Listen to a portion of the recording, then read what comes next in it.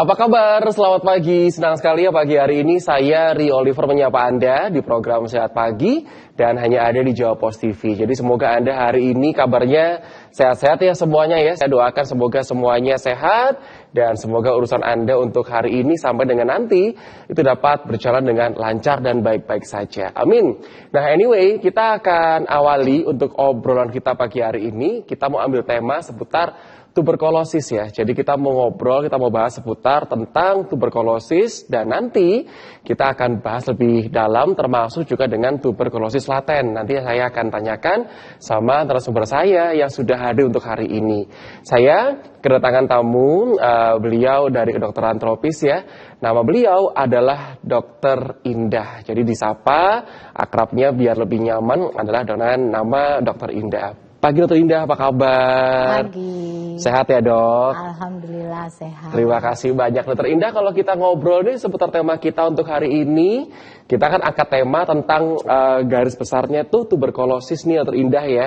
Termasuk juga tuberkulosis laten serta penanganannya.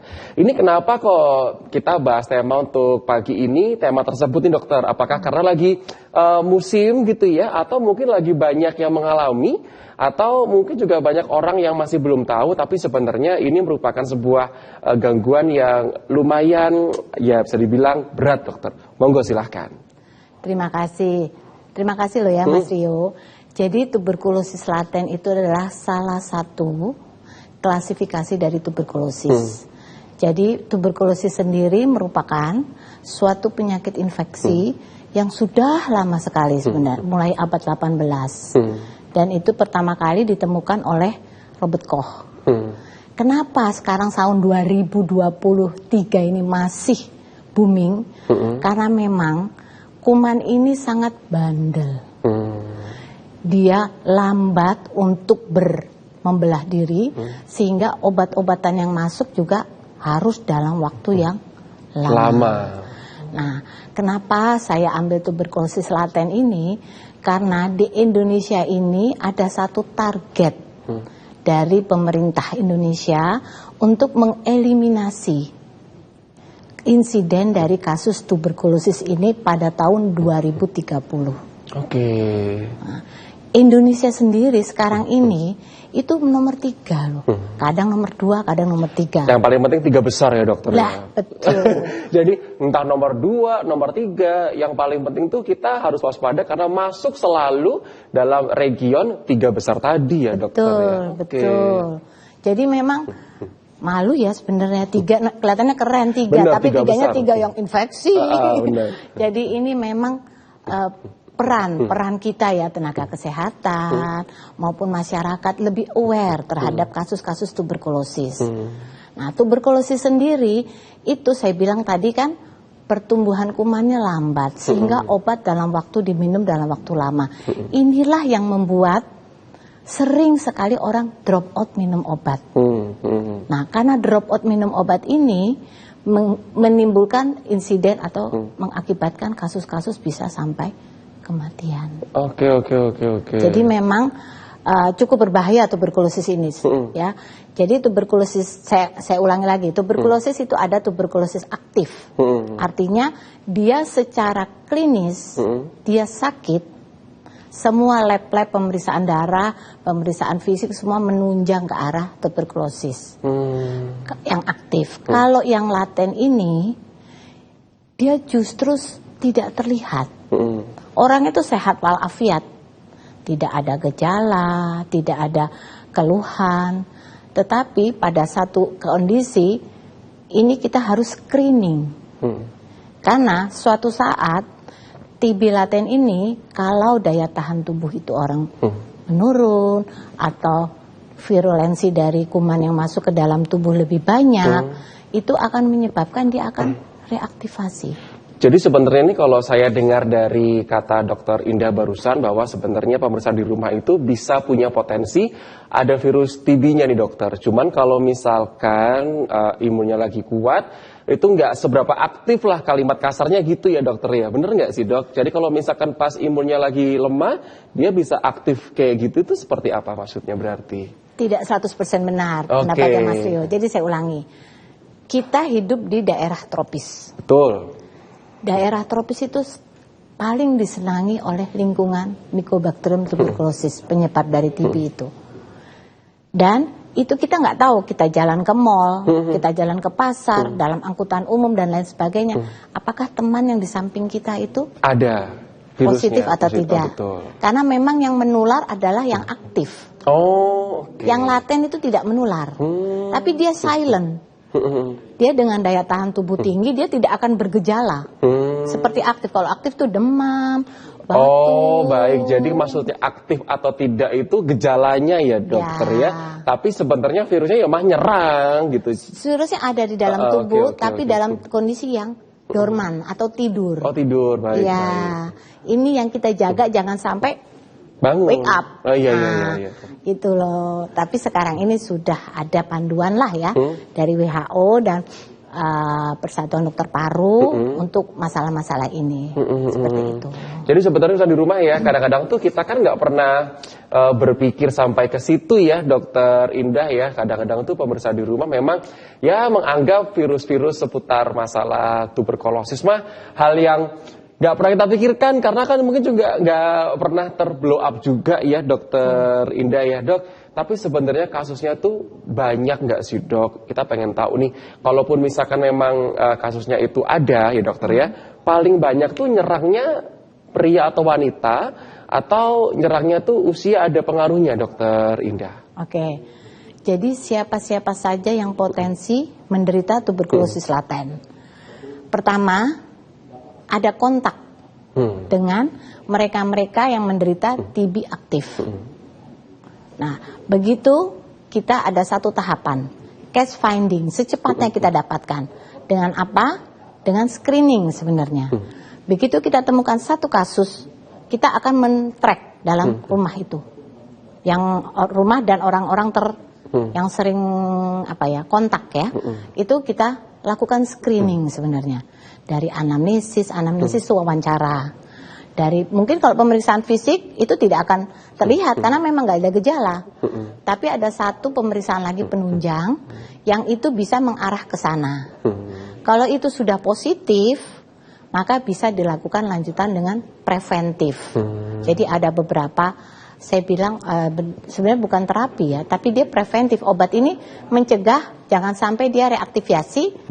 Syukur-syukur eliminasi nol. Jadi sembuh dia. Itu yang kami harapkan seperti itu. Karena memang TB laten ini gak ada gejala, jadi orang gak sadar. Kadang-kadang seperti orang itu kalau saya gak sakit toh, buat apa saya diperiksa, buat apa itu, gitu kan, seperti itu ya. Itu yang membuat makin melebar. Seperti itu. Jadi kita berupaya TB aktif, TB laten nol. Seperti itu. Jadi pokoknya sebisa mungkin dibuatnya nol ya Dokter Indah ya, biar kita juga bisa makin terbebas. Nanti tahun 2030 kan targetnya paling nggak tuh tercapai ya dokter ya. Insya Allah, amin. Keluarlah dari 3 besar tadi gitu ya. Tapi sih saya kepengennya keluar dari 10 besar ya dok. Ntar keluar 3 besar, 4 besar lagi dokter ya. Tapi kita juga butuh kerjasama dari para pemirsa di rumah juga agar supaya target itu bisa tercapai. Kita akan jeda sebentar. Anda kalau punya pertanyaan seputar hal yang sama atau juga paling tidak masih dalam bidang dari Dokter Indah, Anda boleh untuk sampaikan ke WhatsApp kami, nggak masalah. Nomor kami ada 2, Anda boleh pilih salah satunya dan kami akan segera kembali.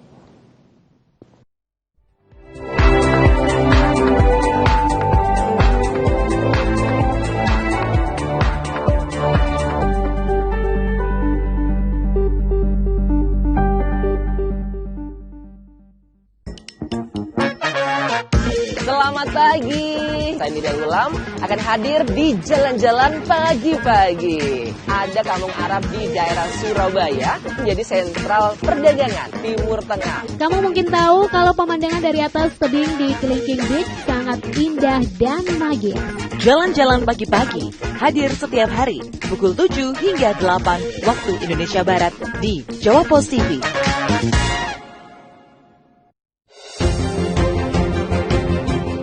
Mengisi waktu siang Anda, kami hadirkan berbagai informasi yang terjadi, melaporkan peristiwa langsung dari lokasi. Harga cabai di Pasar Wonokromo Surabaya mengalami kenaikan cukup tinggi sejak 1 bulan yang lalu. Meski begitu, kenaikan harga cabai terjadi secara bertahap. Update siang, setiap hari pukul 11.30 waktu Indonesia Barat di Jawa Post TV.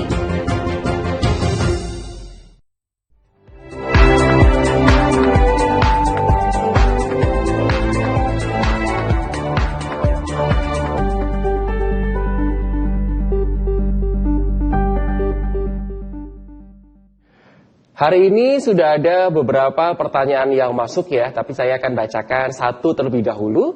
Nanti akan coba untuk dijelaskan oleh Dr. Indah yang sudah hadir pagi hari ini. Nah, ini untuk pertanyaan yang pertama, dokter, jauh nih, datangnya dari Bekasi. Ada Ibu Nining ya. Thank you Ibu sudah ngobrol sama kami. Ini pertanyaan saya bacakan ya, Dr. Indah ya. Assalamualaikum dokter, izin mau bertanya. Dok, apa bedanya tuberkulosis dengan bronkitis? Nah, benarkah kalau telat minum obat 1 kali, itu harus ngulang dari awal, dalam kurung tuberkulosis?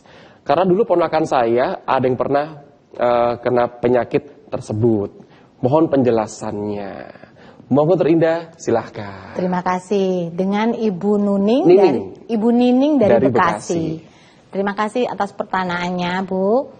Jadi begini, tuberkulosis dan bronkitis itu 2 penyakit yang berbeda. Tuberkulosis itu disebabkan oleh kuman Mycobacterium tuberculosis, sedangkan bronkitis bisa disebabkan oleh kuman-kuman lain seperti pneumonia, legionella dan lain-lain. Jadi dalam hal penanganannya pun juga berbeda. Untuk tuberkulosis ini memang dibutuhkan terapi yang panjang. Dari awal tadi saya sudah katakan, terapi ini bisa mencapai 6 bulan sampai 1 tahun. Dan obatnya itu tidak satu macam. Beberapa ya dokter? Ya, ada beberapa regimen. Kalau di puskesmas itu sudah tersedia dalam bentuk paket. Istilahnya paket ya. Jadi paketan tinggal pemirsa di rumah atau pasien itu gampang gitu ya. Ya, jadi nah itu harus diminum sesuai dengan waktunya itu.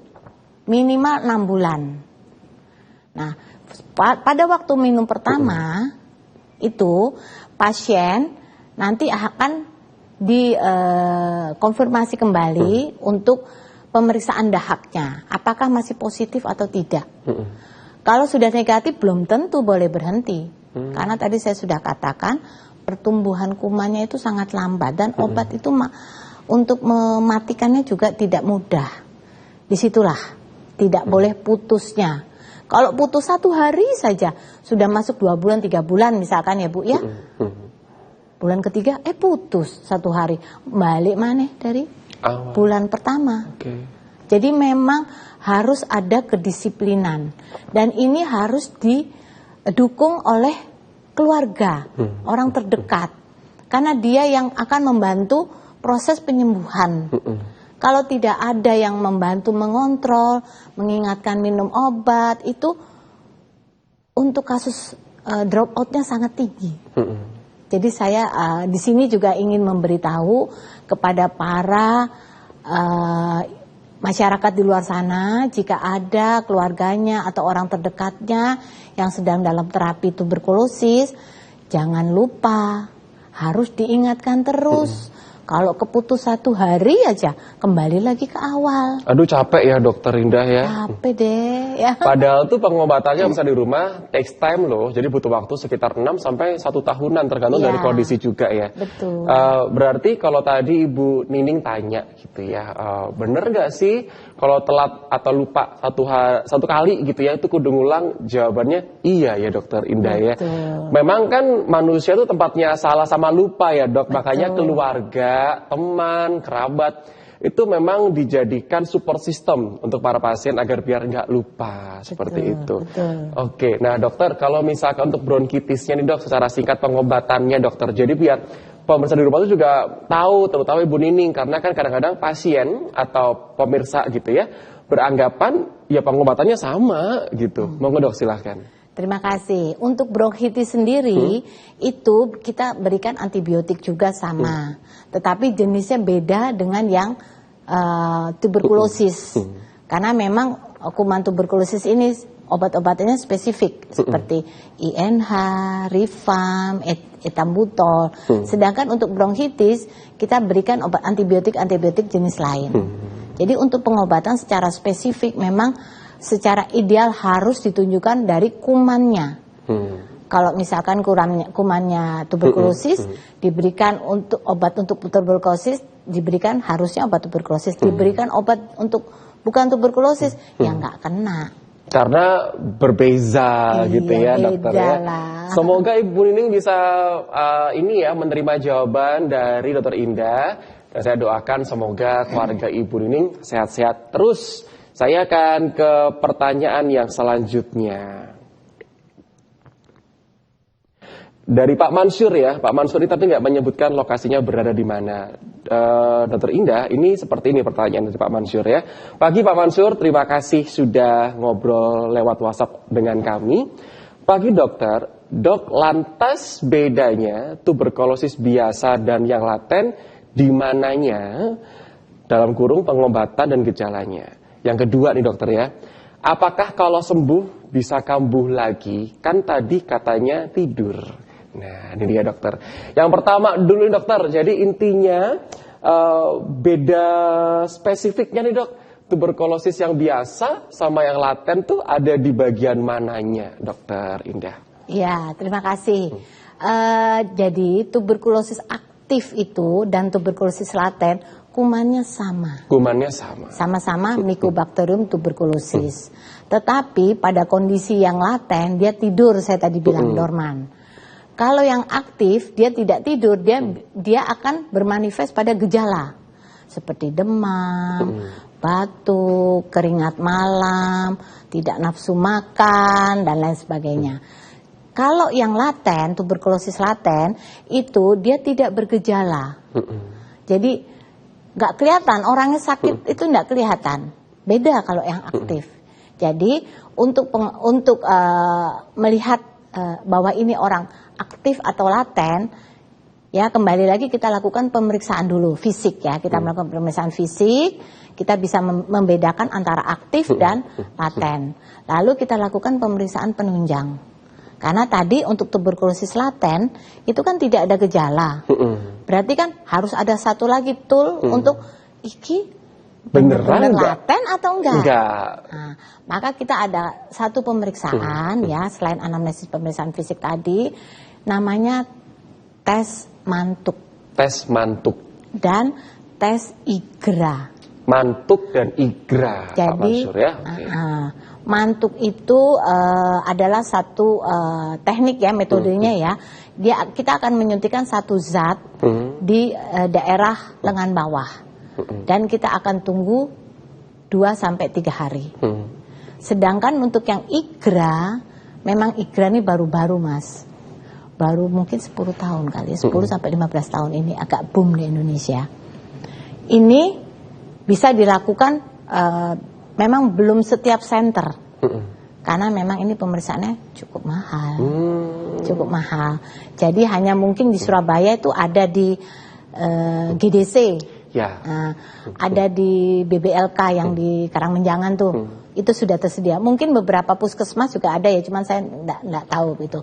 Karena memang ini spesifik sekali. Dia memeriksa satu zat di dalam tubuh yang akan meningkat, akan terdeteksi dari pemeriksaan itu.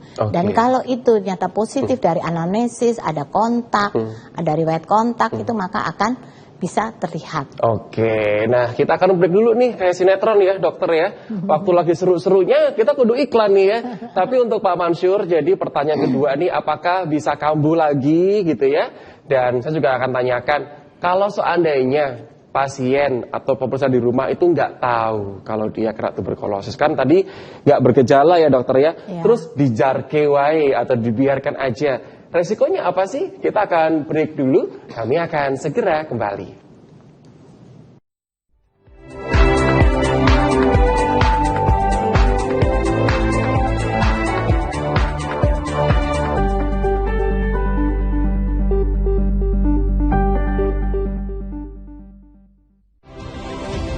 menghadirkan berita seputar kebijakan, pemerintahan, aktivitas bercorak keindonesiaan, dikemas secara ringan.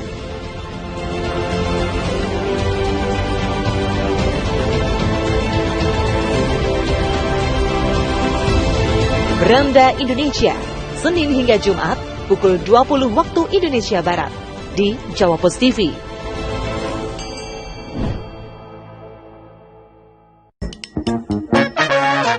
Selamat pagi, saya Miriam Ulam akan hadir di Jalan-Jalan Pagi-Pagi.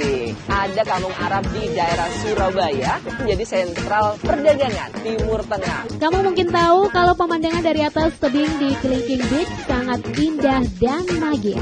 Jalan-jalan pagi-pagi hadir setiap hari pukul 7 hingga 8 waktu Indonesia Barat di Jawa Pos TV.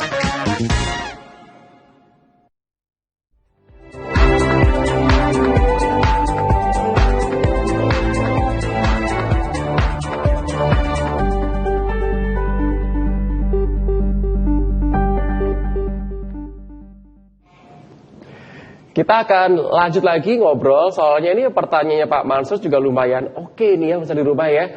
Nah, ditanyakan nih yang kedua, Dokter Indah, kalau seandainya itu udah nggak sakit, udah sembuh gitu. Ya, Dok, istilahnya tuh sembuh atau gimana, Dokter? Karena kan ada penyakit yang bukan pakai istilah sembuh ya, tapi itu istilahnya kayak bersih atau mungkin istilahnya nggak aktif gitu, Dokter. Ini kalau untuk tuberkulosis ini tuh pakai istilah yang sembuh atau yang gimana, Dokter Indah? Tuberkulosis kalau sudah diterapi selama misalkan 6 bulan sampai 1 tahun tadi dan dievaluasi semua mulai dari dahaknya, lalu untuk foto parunya membaik, kita bilang sembuh. Sembuh. Oke. Yang reaktivasi tadi itu bisa kalau laten. Atau infeksi sekunder. Kan bakteri itu ada macam-macam ya, strainnya ada 1, 2, 3, 4, 5. Misalkan dia pertama kena 1 nih. Suatu saat masuk lagi yang strain 3, 4. Yang lainnya, aduh. Bisa. Kayak COVID mirip-mirip ya, Dokter ya? Iya lah, nggak mari-mari ya. Oh iya benar, kita kena yang varian yang alfa, kena yang ini, kena yang ono. Ada lagi tuh Kraken tuh yang baru ya kan, agak pusing gitu ya. Iya. Oke, nah Dokter, tapi berarti intinya kalau misalkan kita udah pernah kena dan juga sembuh, Dokter, kita masih ada chance untuk bisa kena lagi ya, Dokter ya? Masih ada. Everybody bisa. Bisa. Oke. Intinya bisa. Makanya oleh karena itu preventifnya apa? Nah, perlu diketahui oleh masyarakat umum. Jadi pola hidup sehat. Pola hidup sehat tuh macam-macam. Dari yang intake makanan yang bagus, dari kondisi rumah, dari kondisi perilaku kita sendiri. Ngerokok itu. Nah, itu salah satu chance juga. Karena apa? Orang merokok itu, saya nggak ini orang ngebully orang merokok loh ya. Cuma saya kasih ini aja bahwa orang merokok itu kemungkinan fungsi parunya tuh lebih menurun nanti, lemah. Iya. Jadi dia mudah sekali rentan untuk dimasuki bakteri ini. Bakteri apapun lah. Itu ya. Dan itu tadi saya bilang rumah yang sehat. Rumah sehat yang bagaimana? Kita tahu ya Mas Yadi. Saya kadang-kadang kalau datang ke desa binaan gitu ya, yang di desa-desa itu, rumah itu ngelekep. Iya. Ngelekep itu apa ya? Sirkulasi udaranya tuh nggak ada, pengap, ongep gitu ya. Gelap, lembab. Masuk kok adem gitu ya. Ih, bukan adem, Dokter, lembab itu mah. Iya benar. Jadi itu salah satu potensi untuk berkembangnya kuman tuberkulosis. Jadi memang kalau saya pernah saya baca adalah salah satu desa di Jawa Tengah kalau nggak salah. Dia sudah bikin seperti itu. Dia bekerja sama tidak hanya Dinkesnya saja. Dia bekerja sama dengan dinas-dinas terkait kayak perumahan, lalu kayak pengairan, seperti itu mereka bekerja sama sehingga nanti didapatkan satu desa itu bersih dari, artinya insiden TB-nya 0. Seperti itu. Baik. Saya berharap nanti suatu saat Jawa Timur bisa begitu juga ya. Amin. Tapi kan pemirsa di rumah juga pasti punya resiko kalau nggak tahu, Dokter Indah ya. Karena kan kadang-kadang tuh ada nih pasien atau pemirsa di rumah yang mungkin sebenarnya beliau ini menderita virus tuberkulosis, Dokter Indah ya. Maaf, bakteri. Bakteri, oke. Jadi kan memang menderita bakteri tuberkulosis. Tapi kan tadi dikatakan yang TB laten terutama itu kan apa ya, nggak ada gejalanya, Dokter Indah. Nah, kalau seperti itu, lalu kemudian pemirsa di rumah itu membiarkan. Karena dia nggak tahu ya, namanya orang nggak ngerti, terus nggak dirasakan juga, sibuk kerja juga, Dokter Indah. Apa yang akan terjadi dengan dirinya nantinya, Dokter Indah? Ya, bagi penderita-penderita tuberkulosis laten, kalau ini dibiarkan, selama daya tahan tubuhnya meningkat, oke, nggak masalah. Tetapi kalau dia tidak ditangani ya, tidak diberi preventif, maka dia bisa menjadi reaktivasi, sumber penularan baru nantinya.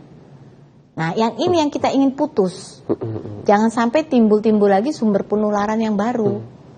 Oleh karena itu, tadi selain tadi faktor-faktor tadi ya yang untuk mencegahannya, maka ada beberapa obat-obatan yang harus diminum.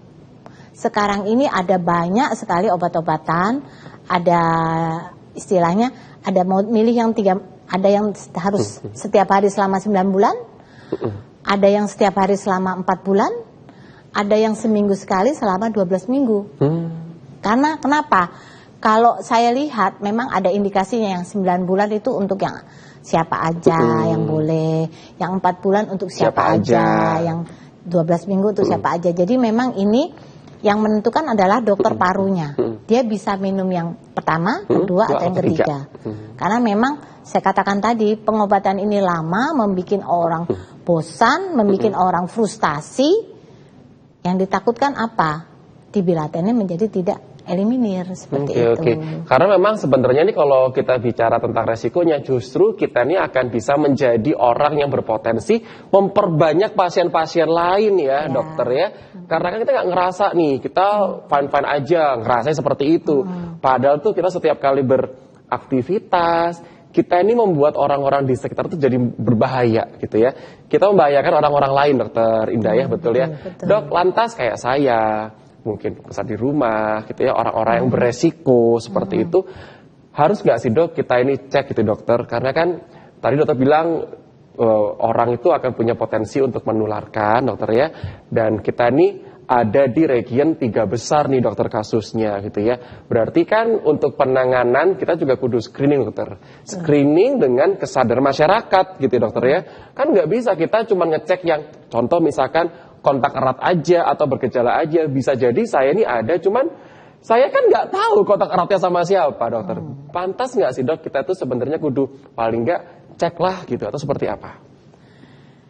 Idealnya seperti itu ya Mas. Oke, baik. Tapi ya terkendala tadi masalah biaya. Memang tidak murah. Sekarang ini belum murah. Mungkin mudah-mudahan pemerintah mensubsidi ya.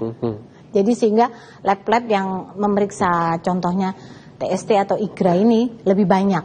Sehingga kita dapat early diagnosisnya lebih cepat. Sehingga kalau early diagnosis lebih cepat, kita lebih cepat menangani. Untuk kemungkinan menjadi satu kondisi-kondisi yang lebih buruk lagi bisa kita hindari seperti itu. Baik. Jadi memang idealnya periksa. Ya. Cuma memang saat ini kita masih terkendala beberapa faktor termasuk biaya juga gitu ya dokter Indah ya. Jadi dari rumah itulah merupakan penjelasan dari dokter Indah ya. Jadi intinya itu sebenarnya memang siapa aja punya potensi kena bakteri tersebut semuanya dokter ya. Karena kan kita nggak pernah tahu kita ini seperti apa kesehariannya, kita nggak pernah tahu juga teman-teman kita seperti apa keseharian juga gitu ya. Tapi yang bisa kita lakukan adalah dengan cara meminimalisir resikonya tadi gitu ya. Karena kita juga selain bertanggung jawab terhadap diri kita juga punya nih tanggung jawab terhadap lingkungan sekitar kita. Jadi biar kita bisa memutus rantainya ya dokter Indah ya. Dok, lalu kemudian nih saya percaya dokter Indah kan sering juga untuk kunjungan ya. Dokter ke masyarakat juga gitu. Nah dokter, apa hal yang membuat penanganan hal ini itu menjadi susah dokter? Sebenarnya kebiasaan mana yang harus dibenahi atau mungkin hal-hal apa saja yang masih kita pegang teguh sampai sekarang tapi sakjane salah gitu ya? Dokter mungkin boleh bercerita, silahkan. Ya gini, kita kembali ke teori ya. Seorang itu dikatakan sakit ada 3 faktor. Agentnya, bakteri atau kuman itu sendiri. Kedua, individunya. Ketiga, lingkungannya. Nah sekarang agent sudah pasti ada, bisa masuk. tinggal 2 ini kita harus tangani. Hostnya, bagaimana dengan hostnya? Apakah hostnya ini salah satunya tertib atau tidak tadi minum obat? Karena tadi sudah dikatakan long, sangat membuat orang frustasi, membuat orang, kok aku minum obat terus ya? Nanti efek kadang-kadang ada orang seperti ini, saya minum obat terus apa nggak apa-apa buat ginjal saya? Itu. Ini dokter, jangankan untuk tuberkulosis, orang-orang dengan darah tinggi sama diabetes aja kadang-kadang punya pertanyaan seperti itu, dokter, ya kan? Iya. Makanya oleh karena itu harus dengan supervisi, nggak boleh sendirian. Kalau ada gejala-gejala yang kira-kira merupakan efek samping, maka harus ditangani seperti itu. Yang ketiga tadi lingkungan. Tadi kembali saya bilang perairan, jadi sanitasi, baik itu udara maupun air. Itu perlu diperhatikan. Karena itu ya terkait lagi dengan kemungkinan orang untuk tertular bisa dari lingkungan yang lembab. Orang sakit TB, dia buang dahak itu nggak boleh, itu nggak boleh. Harus pada satu tempat tertutup, di dalam itu juga harus ada seperti karbol ya, katanya. Ya bahasa ininya karbol ya, lalu harus ditutup. Dan itu harus sering dibersihkan, nggak boleh dalam kondisi terbuka. Orang yang lewat, ini kan menular, dia terbang di udara, orang-orang kita nafas toh, nah masuklah sudah bagi orang-orang yang rentan seperti itu. Jadi kebiasaan orang tua kita kalau misalkan pagi hari bangun kita tidur, jendela dibuka, pintunya dibuka biar hawanya bertukar, itu ada baiknya ya dokter Indah ya. Jadi agar sirkulasi udara itu bisa lancar, virus, bakteri itu paling enggak kita bisa meminimalisir mereka ini tuh hinggap di rumah kita gitu ya. Kita akan jeda sebentar karena habis gini kita masih kembali lagi untuk menyapa Anda di program Sehat Pagi. Kami akan segera kembali.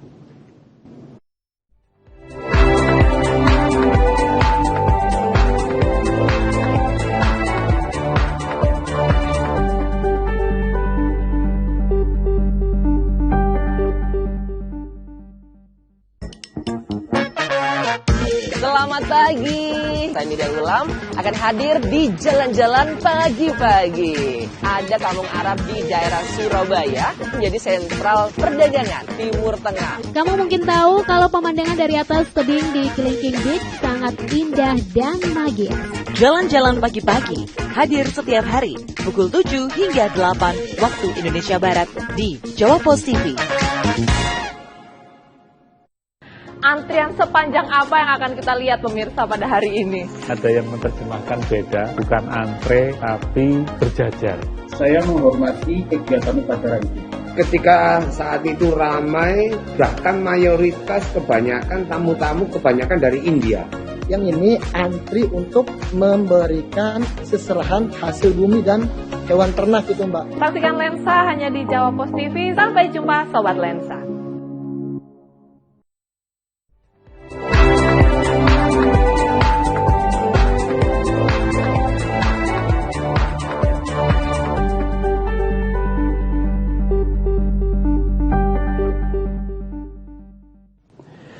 Baik, nanti ya saya akan bacakan lagi untuk pertanyaan yang masuk, tapi saya nggak kepengen untuk obrolan kita pagi hari ini itu terpotong. Jadi saya akan coba untuk bisa lanjut lagi bersama dengan Dokter Indah untuk pagi hari ini. Nah, Dokter Indah, tapi kan seperti ini ya dokter ya, kita ini kan punya harapan, kita punya impian, kalau paling nggak itu TB ini kita bisa tekan sekecil mungkin, kemungkinan faktor resikonya juga kita bisa tekan juga. Dan lebih-lebih itu tahun 2030 kita bisa paling nggak terbebas lah ya dokter ya.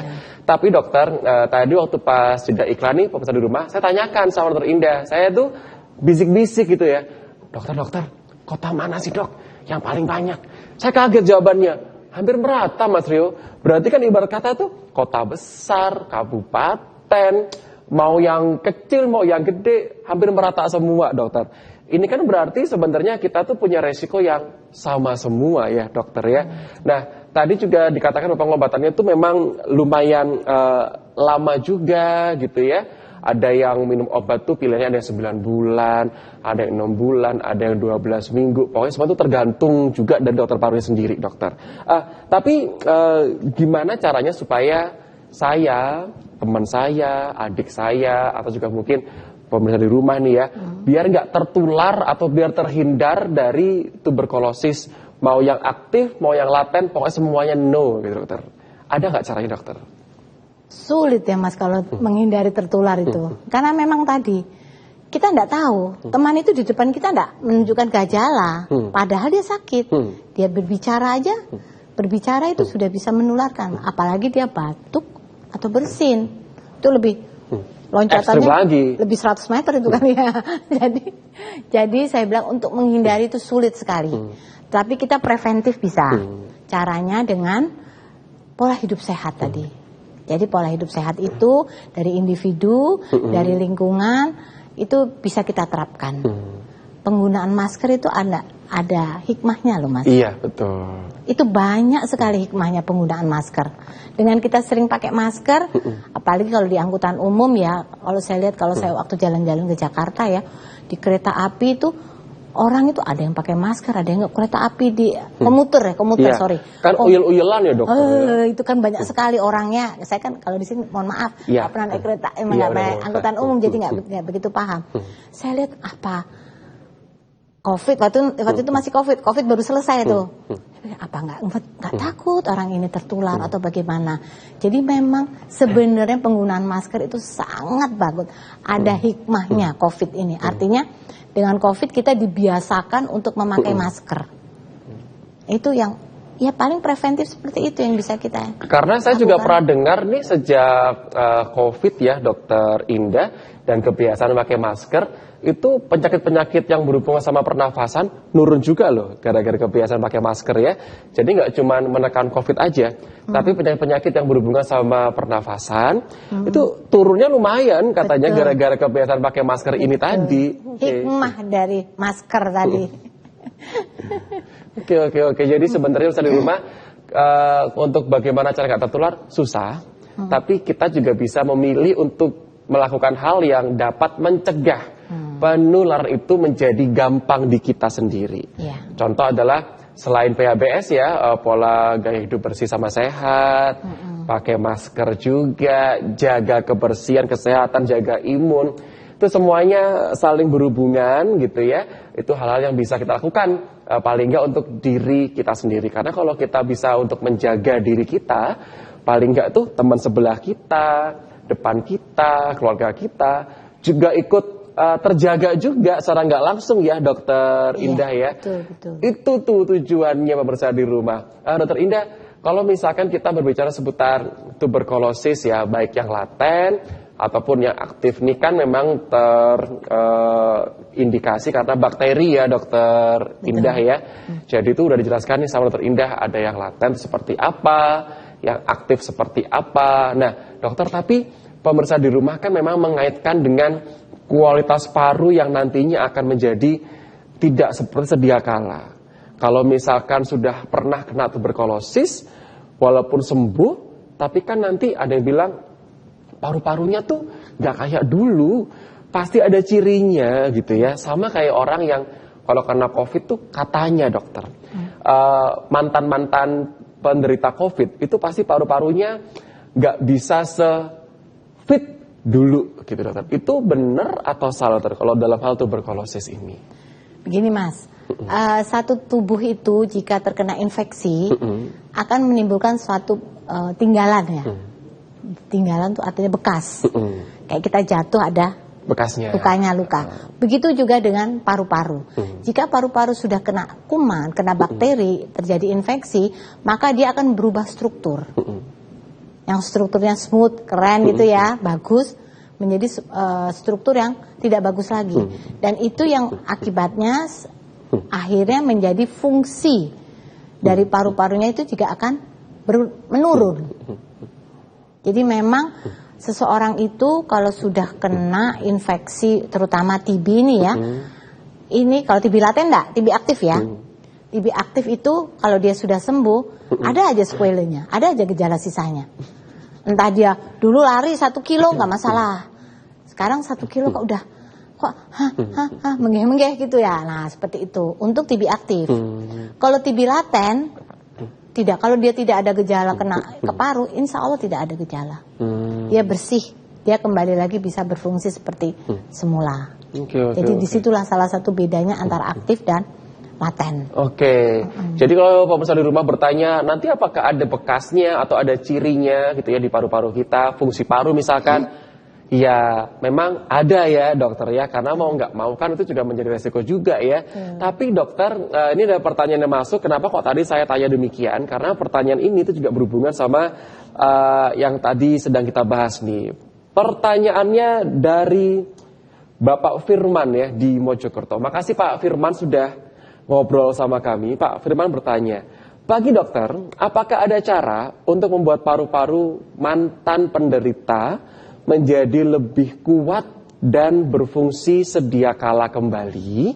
Monggo dok silakan. Jadi kan memang habis sakit biasanya wajar ya dokter ya, rada mengges-mengges, biasanya lari 5 kilo tuh kuat, sekarang 2 kilo aja udah alhamdulillah ya kan. Dulu renang tuh mah aktif, bisa jarak wat, sekarang tuh 1 watt. Ada nggak dok caranya buat supaya ngelatih gitu dokter, ngelatih supaya paling nggak tuh bisa seperti dulu lagi gitu dokter Indah? Iya, untuk mereka-mereka yang sudah terinfeksi dan sudah penyembuhan, itu bisa kita latih dengan latihan pernafasan. Memang ada latihannya dokter ya? Ada. Jadi kita banyak sekali ya. Seperti ada tuh ditekung ya, itu juga bagus juga untuk bantu pernapasan. Terus ada lagi saya pernah dengar yang benar-benar dia mengolah nafas. Itu bagus sekali. Jadi dia antara paru, fungsi paru itu bisa menyeimbangkan. Jadi bisa, kalau 100% saya rasa enggak ya Mas ya. Tapi paling enggak dia ada perbaikan lah. Ya ada perbaikan dibanding waktu dia sakit itu. Sehingga itu yang akan meningkatkan kualitas hidupnya dia. Kalau kualitas hidup meningkat, otomatis semua juga fine-fine saja gitu lah. Jadi dia mau aktivitas apapun, ya pekerjaannya juga apapun, nggak masalah. Gitu seperti itu. Jadi memang ada latihan-latihan pernafasannya. Cuman saya nggak tahu ya.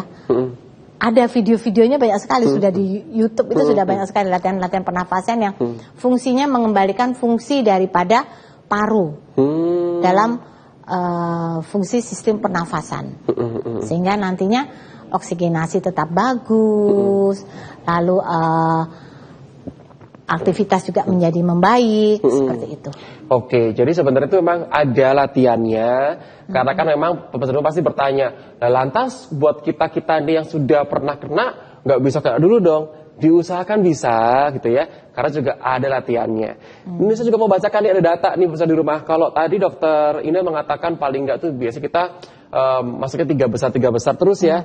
Nah ini November 2022 kemarin pemirsa di rumah, ternyata Indonesia itu masih berada pada posisi kedua dengan jumlah penderita terbanyak di dunia setelah India.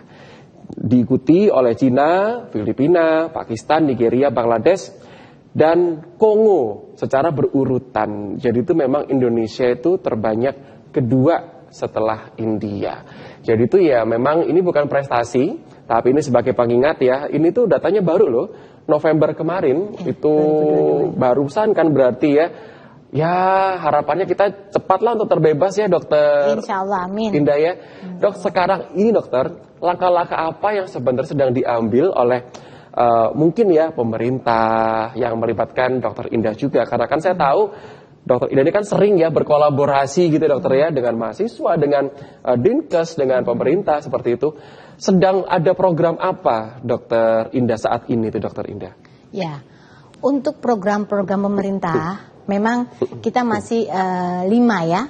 Jadi pertama health promotion. Kayak sekarang sih bicara ini termasuk health promotion ya. Yang kedua adalah specific protection.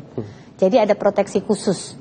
Seperti bayi-bayi yang baru lahir diimunisasi dengan BCG. Itu spesifik sekali ya. Makanya BCG adalah salah satu program pemerintah imunisasi wajib pada balita. Ya, masih 5 itu.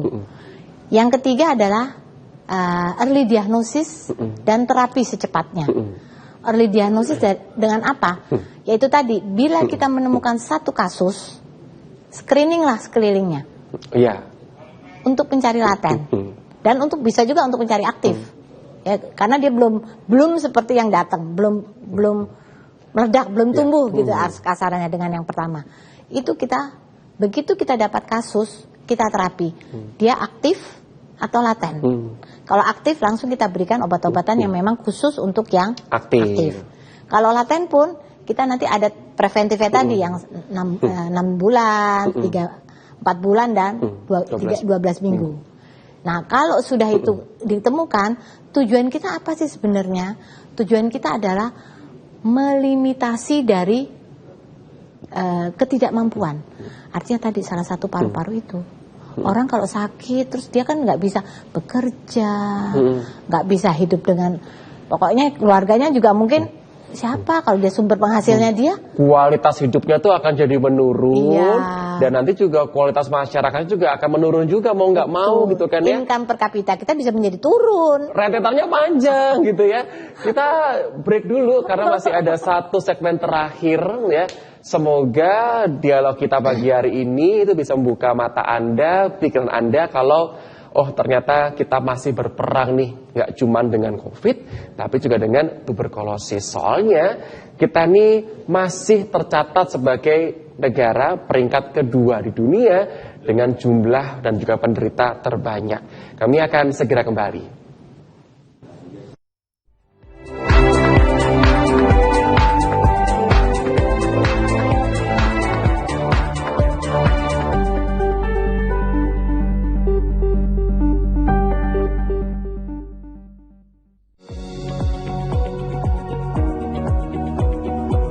Berbagai informasi terkait dunia bisnis dan bidang usaha lainnya kami sajikan dalam program Update Bisnis.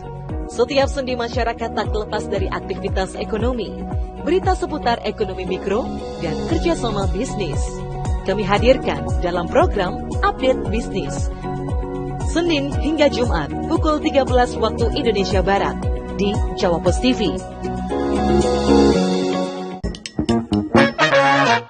Selamat pagi, saya Miriam Ulam akan hadir di Jalan-Jalan Pagi-Pagi. Ada kampung Arab di daerah Surabaya, menjadi sentral perdagangan Timur Tengah. Kamu mungkin tahu kalau pemandangan dari atas tebing di Kelingking Beach sangat indah dan magis.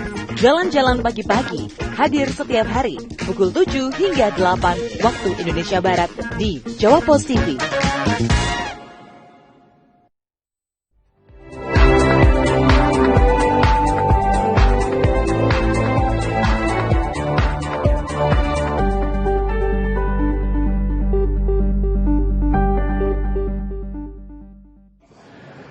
Segmen terakhir, saya bersama dengan Dr. Indah untuk pagi hari ini bersama di rumah.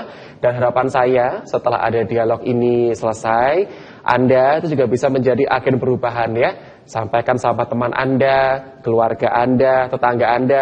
Kalau Anda itu memang hobinya arisan, rumpiin tuh masalah tuberkulosis, gak masalah gitu ya. Biar supaya nanti teman-teman arisan Anda juga menyampaikan ke keluarganya gitu ya. Kita nih bisa terbebas, paling enggak itu harapannya lepaslah dari 3 besar ya. Harapan juga bisa lepas dari 5 besar nantinya gitu kan. Biar angkanya semakin menurun dan penderitanya semakin sedikit. Dokter, lalu kemudian kan memang tadi ada program pemerintah ada 5 tuh dokter ya. Mulai yang tadi juga sampai ke tahap imunisasi dokter. Apalagi dokter kemudian? Mungkin yang lagi dicanangkan atau dokter lagi sekarang ini ada proyek apa gitu dokter? Iya, jadi kita yang terakhir masih sebenarnya dari zaman dulu, dari zaman sampai yang kuliah masih tetap program ini berjalan. Rumah sehat. Rumah sehat itu ada kriterianya. Nah, sampaikan dokter, biar kita cuma tahu gitu. Jadi rumah sehat itu harus kondisi yang tidak lembab. Caranya bagaimana? Jendelanya harus besar, tidak satu jendela itu harus banyak dan saling bisa udara tuh bisa muter, bisa keluar dan masuk. Yang kedua adalah cahaya matahari. Kita tahu rumah di Surabaya itu mepet-mepet ya Mas ya. Ya, itu memang lahan di Surabaya memang mahal. Betul. Nah, tetapi upayakanlah dengan cara membuat apa tuh di atas tuh namanya? Atapnya gentengnya itu supaya sinar matahari bisa masuk ke dalam. Kalau sinar matahari masuk, itu kuman tuberkulosis itu dia akan mati. Jadi memang rumah sehat ini yang saya bilang tadi, kita Dinkes gak bisa bekerja sendiri. Dinkes akan bekerja bersamaan dengan mungkin PUPR kali ya. Iya. Apalagi nih Dokter Indah ya, saat ini kan masyarakat milenial ya dokter ya, Gen Z juga. Apartemen kan dokter ya. Kalau rumah mah mungkin mau didodol bikin jendela mah hal yang mudah gitu ya. Apartemen nih dok, lantai 32.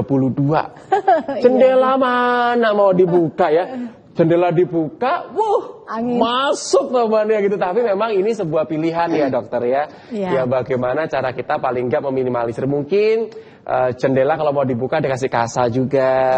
Jadi biar nggak masuk debu-debunya tapi hawa bisa bertukar gitu. Iya. Apalagi dokter mungkin sedang ini dok? Sama gizi ya. Gizi juga perlu ditingkatkan karena memang penyakit ini hubungannya bisa dengan gizi. Biasanya pada balita-balita dengan malnutrisi, dengan gizi yang buruk, itu bisa mudah tertular oleh kuman ini dari orang dewasa. Jadi kadang-kadang neneknya atau kakeknya ya yang sakit ada putu di situ. Iya benar. Nah itu bisa kita lakukan preventif. Jadi begitu kita mendapat kasus, maka tadi saya bilang begitu mendapat kasus kita screening satu rumah. Siapa aja yang kontak? Kalau ada bayi atau balita, kita harus lakukan preventif. Supaya dia tidak menjadi aktif. Kalau menjadi aktif, bayangkan anak umur segitu. Kasian banget. TB itu bisa menular sampai ke otak. Kalau sudah ke otak, akhirnya walau-walam ya. Kalau sembuh, alhamdulillah benar bisa menjadi 100%. Kadang sembuh tuh menjadi squele. Squelenya gejala sisanya tuh seperti jadi error ya, lumpuh atau tidak bisa bicara atau perkembangannya terganggu. Iya, jadi saya selalu menekankan pada pasien kalau saya menemukan satu kasus, screening satu rumah. Screening semua oke nggak aktif, ada uang lakukan untuk laten. Saya biasanya begitu bagi orang-orang yang mampu saya upayakan gitu. Screening dulu satu rumah, orang terdekat, orang kerjanya dia, teman-teman kerjanya dia. Kalau tidak aktif, lakukan untuk laten. Baik. Jadi sehingga tujuannya tadi early diagnosis tadi, sehingga cepat ditangani. Jangan sampai ada sumber lagi, penularan baru lagi. Itu yang kita upayakan, kita putus mata rantai di situ. Seperti itu. Baik. Pesan di rumah itulah merupakan dialog kita untuk pagi hari ini. Jadi harapan kami semua, nggak hanya harapan saya, Dokter Indah, ya pemerintah juga, semuanya itu punya harapan yang satu, ya agar supaya Indonesia itu bisa terbebas, paling nggak keluar dari 3 besar dan tahun 2030 targetnya bisa tercapai, Dokter Indah ya. Amin. Ingat, pemerintah, tim dokter, pakar kesehatan masyarakat itu nggak bisa bekerja sendirian. Harus butuh bantuan dari siapa? Dari Anda. Jadi Anda adalah merupakan agen perubahan, Anda adalah kepanjang tanganan dari mereka semua. Ayo bantu kami semua, karena kita nggak bisa loh untuk menjangkau banyak kalangan ya, kalau nggak dibantu sama masyarakat itu sendiri. Dokter, terakhir apa yang mau disampaikan pesannya? Silahkan. Terima kasih untuk terakhir saya ini, saya ingin menghimbau kepada masyarakat secara umum. Saya berharap dengan adanya promosi kesehatan seperti ini, lebih aware terhadap kondisi kita dan keluarga kita dulu. Karena kondisi-kondisi inti ini akan berpengaruh kepada lingkungan. Saya berharapnya seperti itu, sehingga penularan-penularan penyakit apapun itu bisa menjadi nol, artinya tidak terjadi suatu kondisi sakit. Mungkin itu saja harapannya. Baik, Mas Rio. Dokter Indah, makasih banyak sudah gabung sama kami pagi hari ini. Dan terima kasih juga buat Anda sudah gabung sama kami. Anda kalau telat gitu ya, aduh Mas Rio aku telat nih nonton dari pas segmen awal. Gak usah khawatir Besti, Anda bisa untuk lihat ya di YouTube channel kami di Jawa Pos TV. Serta kalau ada kepengen tahu besok tuh dokter siapa, beli Jawa Pos koran. Karena kami akan ada ya jadwal dokter untuk besok siapa dan bahas apa. Dan itulah juga merupakan tujuan kami agar Indonesia makin lebih sehat dan masyarakatnya makin lebih pandai dalam memilih informasi mana yang benar, mana yang salah ya. Karena itu kita juga masih berperang terhadap hoax-hoax yang masih banyak beredar. Saya Rio Oliver, saya akhiri program Sehat Pagi untuk kali ini. Terima kasih banyak, selamat pagi dan selamat melanjutkan aktivitas Anda. Semoga semuanya lancar dan sampai jumpa. Ketemu lagi besok ya. Dadah.